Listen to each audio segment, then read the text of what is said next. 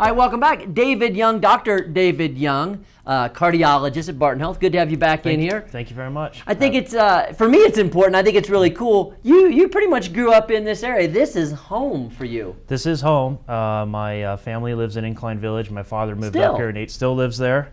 And I went to college, medical school here, and have come back to practice. UNR. UNR. That is fantastic, man. Well, UNR. It's always, I think, great, especially in a job like yours, and I have friends that are in the fire department or police department that are giving back to the community in a way. They grew up here, so thanks for that. It's pretty cool. You're welcome. I bet your Happy to do it. I bet your parents are proud. Yeah, the old man's proud. So you do cardiology. Maybe first just say like what kind of conditions it is that you end up dealing with and treating. Well, we see a vast array of heart disease, which can range from high blood pressure, high cholesterol, coronary artery disease or blockages in heart arteries, heart rhythm abnormalities.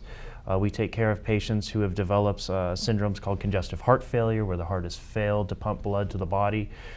So we pretty much take care of everything. Mm-hmm. We've expanded our practice now where we can take care of people with pacemakers, and we've really developed an alliance with the medical centers around Tahoe to help coordinate care of people who are sick and need invasive procedures that we can't offer at the hospital. Uh-huh.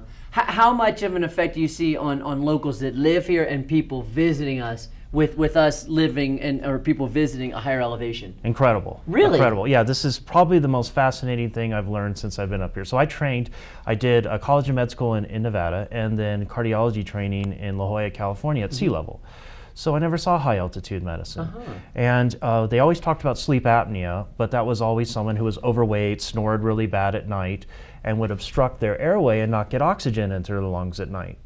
And when we started practicing up here, we started seeing sleep apnea syndromes, and people were tired during the day, they were having headaches, they were falling asleep at 3 in the afternoon.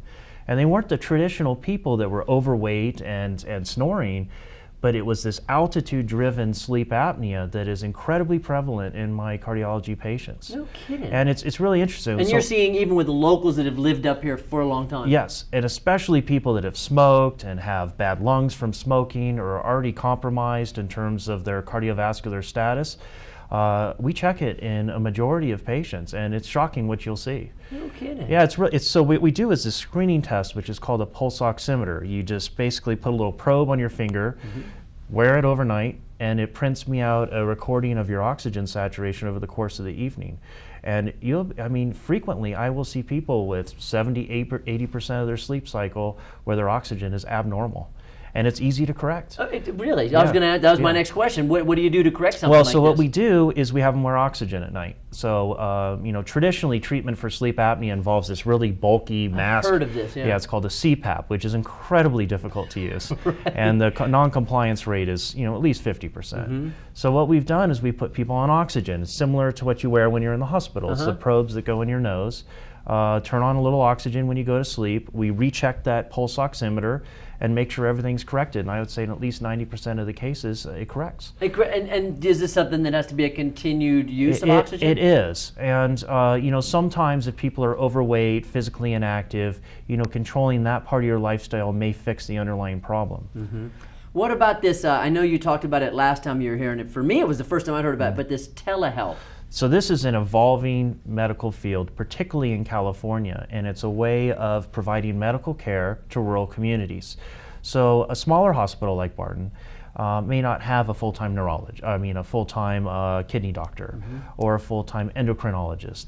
And this allows people to get access to those professionals without having to leave the community. So if anyone's ever used Skype, communication software, it's identical. So the physician is at one end with a high-def camera. The patient is at the other end with another high-def camera. Which I assume is their home? Do you just do it from your house? Well, they do it from an office. Okay. So, for instance, I do a telehealth cardiology program where patients will come into an office, be greeted by my staff, and you do see a patient. And it's just like you're in the room talking to them. And we have electronic stethoscopes so you can listen to the patient, hear them.